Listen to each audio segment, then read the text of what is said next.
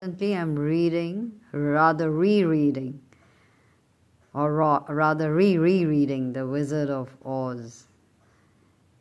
It's always, it brings the same emotions, the pleasure of going through it, even though as you see a musical or the movie or if you read it. So even while reading this Puffin classic, it was great. So it's written by L. Frank Baum, and it is introduced by Cornelia Funke, the great German storyteller. The illustrations are by David McKee. So I'm going to read a few lines from here. He says, it's introduced by Cornelia Funke, and he writes, so here's an introduction by Cornelia Funke.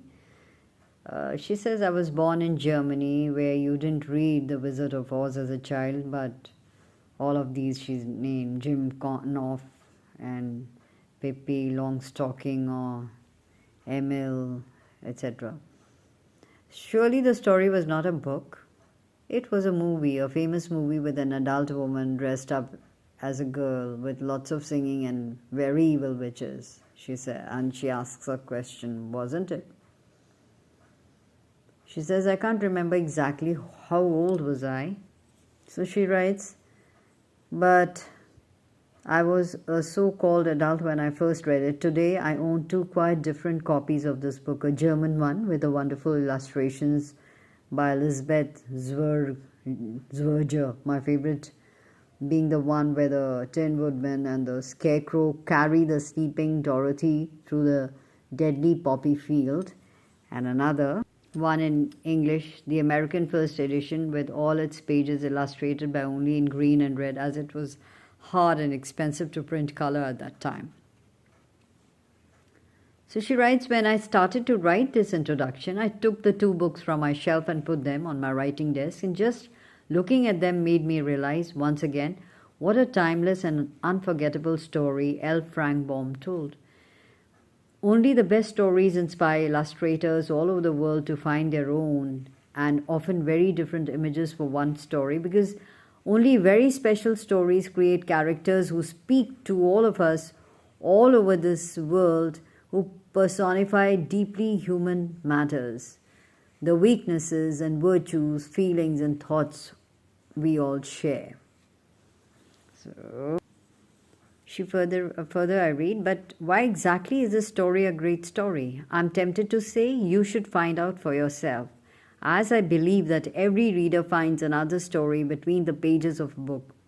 If you don't like it, it is often not the story that is to blame, just the fact that it is not the right one for you. The better a story is, the more readers will find themselves in it, and each one will find something that seems to be there specially for him or her. A certain episode or character, sometimes a sentence that gives us the words for something we always knew but never had the words for. Yes, that's what storytelling is all about, word fishing and giving birth to characters from these words. When we remember a story, what do we remember most, the story itself or its characters? Don't these characters sometimes follow us through all our lives like good friends? That's another kind of magic a great story can weave. The Wizard of Oz will make you meet these quite unforgettable characters. Your own beating heart will suddenly remind you of the Tin Woodman who so desperately longs to have such a heart. Each scarecrow you see in a field will make you ask yourself whether this one would also like to walk away to find a brain. And she writes, every lion's roar will remind you of the cowardly lion who touched your heart in the kingdom of Oz. This is another thing a great story can do. It adds another reality to the one we see. It weaves another story into our own story and makes them all one, as they probably are anyway. So she says, open the book and start traveling through the pages. It will be quite a journey and you won't come back the way you started. which is true for all journeys, especially written ones. So she writes, accept the invitation of the printed letters and step into the strange land of Oz. And if you're luckier than me, you'll go there while you are still a child. So let's just visit those countrysides or the country or the places. So Frank Baum talks about this Munchkin country, a farming country full of crops where the houses are round with domed roofs and blue is the favored color. It lies at the end of the land of Oz and is connected to the Emerald City by a road of yellow brick. Winky country. It lies to the west of the land of Oz. The main color is yellow. The Winkies are kind people who restore the Scarecrow and the Tin Woodman, destroyed by the winged monkeys, and ask the Tin Woodman to be their ruler. There's another one, Quadling, Quadling, Quadling country. This lies to the south of the land of Oz and is ruled by Glinda the Good Witch of the South. All the inhabitants wear red and most things are painted red. Its dwellers include the China people, the armless and the aggressive hammerheads, and the forest of fighting trees. There is also a giant spider that frightens the inhabitants of another forest. The lion kills this monstrous creature and becomes the king of the forest. Then you have what is known as a yellow brick road. It is on this road, on her way to the Emerald City, that Dorothy meets and makes friends with the Scarecrow, the Tin Woodman, and the lion, as well as the Queen of the Mice. It takes them through a soporific poppy field and a dark forest where they come across the Khalida, that is ferocious creatures with the head of a tiger and body of the bear.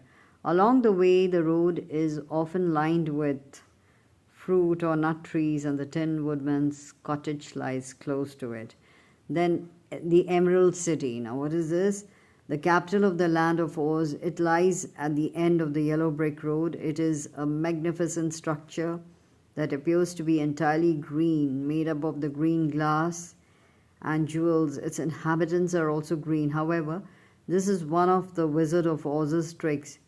He commands everyone entering the city to wear spectacles to protect their eyes from its brilliant light, but later reveals to Dorothy that the spectacles have tinted glass and in fact the city is white.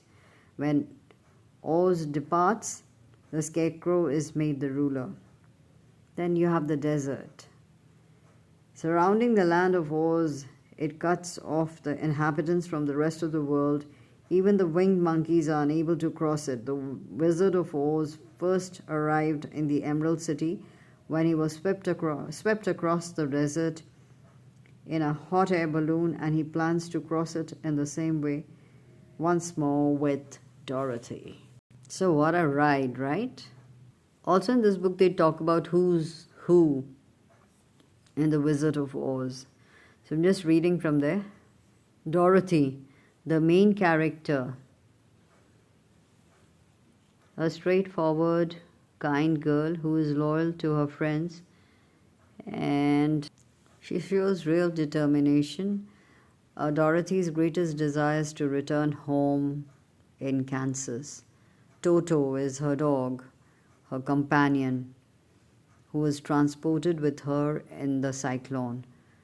He's a plucky little black dog with the playful nature. And unlike the other animals in the story, he does not speak. Scarecrow, the first friend that Dorothy makes in Oz. The Scarecrow accompanies her on her journey along the yellow brick road to fulfill his ambition to have a brain instead of head stuffed with straw. He's in fact a very thoughtful character. So sometimes we have all those qualities and we think we sort of play ourselves down. That's what when you read the story, you'll come across this. For example, the Tin Woodman, he believes that he doesn't have a heart and he wants a heart, and he believes it to be the most valuable possession of all. However, he shows an already tender and kind-hearted nature along the way. So all of this. And Lion, also known as the Cowardly Lion. He wishes to reach the Emerald City so that he can gain the bravery he thinks he lacks, but he doesn't.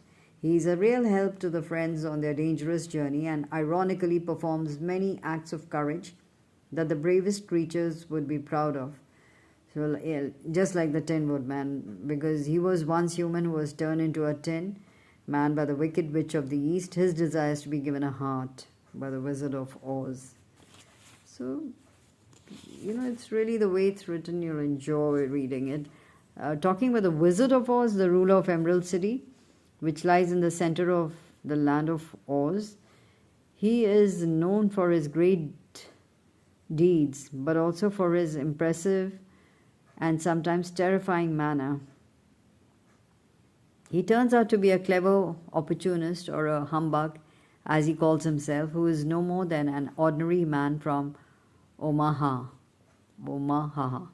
But he is a good man and he finds a way to help Dorothy and her friends. Wicked Witch of the West, a one-eyed, ruthless woman. She is the evil presence in the story. Oz himself fears her and sends Dorothy and her friends on what he believes to be an impossible task to defeat her. Yet her weakness is her greed. She covets Dorothy's silver shoes, and the girl unintentionally kills her when she throws a bucket of water over her, the one thing capable of destroying the sorceress. Or sorceress, it's a synonym for witch. Glinda, the good witch of the south, the opposite of witchy Glinda, personifies all that is good. When Dorothy goes to see her to find a way back to Kansas, Glinda not only reveals the secret of the silver shoes, but helps her friends return to the respective lands that they have been asked to rule. Wicked Witch of the East, the second evil witch in the land of Oz, where she is killed by Dorothy's house when it falls out of the sky, which in turn frees the Munchkins, who were slaves under her spell. She was the original owner of the charmed silver shoes which Dorothy inherits. So then we also have the Good Witch of the North, a friend of the Munchkins. Dorothy meets her when she first arrives in Oz. She explains the layout of the country and advises her to seek out the Great Wizard by following the yellow brick road. She also kisses Dorothy on the forehead and tells her that all who see the mark of the Good Witch of the North will know she is protected by magic. Queen of the Mice. Dorothy first makes her acquaintance with the Tin Woodman, chops off the head of a wild cat that is pursuing her. She is very grateful and promises that in return the field mice will always be at the Tin Woodman's bidding. When the lion falls asleep in the field of poppies, the friends call on the Queen of Mice and her subjects to carry him away from the sleep-inducing flowers. Talking about the winged monkeys, a group of intelligent flying monkeys that are ruled by a golden cup. Whoever possesses it is entitled to make 3 wishes that the monkeys have to fulfill. Aunt M, originally a pretty, fresh-faced young woman who has been turned grey by life on the prairie. She is Dorothy's adoptive mother. Uncle Henry, a serious man of few words, and Dorothy's adoptive father. He works tirelessly on their Kansas farm. So go through that, go through the book, you'll enjoy. Now talking about Frank Baum, L. Frank. He's an American, lived in the New York City, and then moved to South Dakota with his wife, followed by Chicago, and ultimately to his final home in Hollywood, which he named Olscott. So what was he like? He was born with a weak heart which troubled him throughout his life. He was a quiet child but was gifted with a vivid imagination that kept him happy and occupied. As an adult, this translated into a man who, despite health problems, had enormous energy for his creative endeavors, which included woodwork, growing prize-winning flowers, and playing the piano. Always a dreamer, but with a real enthusiasm for anything that captured his imagination. Baum got on well with children, and they with him, and he was known to spend hours telling them stories. Baum was an optimist, an unstoppable creative force, writing until his dying day. So this is question written, where did L. Frank Baum get the idea for the Wizard of Oz? So the answer is the Wizard of Oz sprang from a story that he told to his children and the local neighborhood kids. The description of Kansas were based on the time he lived in South Dakota.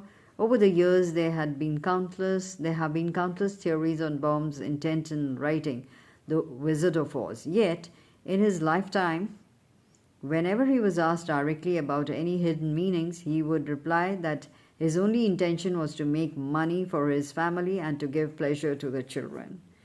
So that is it. So that's the ISBN number for you. And this is what you, as a back cover, you can read, follow the yellow brick road. Dorothy thinks she's lost forever when a tornado whirls her and her dog Toto into a magical world. To get home, she must find the wonderful wizard in the Emerald City of Oz. On the way, she meets the Scarecrow, the Tin Woodman, and the Cowardly Lion. But the Wicked Witch of the West has her own plans for the new arrival. And the question is, will Dorothy ever see Kansas again? Just read to find out. So this book, The Wizard of Oz, is also, there's a movie by its name, and the director is Victor Fleming. Released in 1939, this was not the first film version of the popular book, but it is by far the most famous. It is Judy Garland, that is 16-year-old Judy Garland, starred as Dorothy. She was too old for the part, and the studio MGM originally wanted the child film star Shirley Temple, but Garland won it with her vocal abilities and was made to look younger than her age. This film made her into a star. She was given an honorary Juvenile Academy Award for her performance, and to this day the song Over the Rainbow is rated one of the greatest movie songs ever.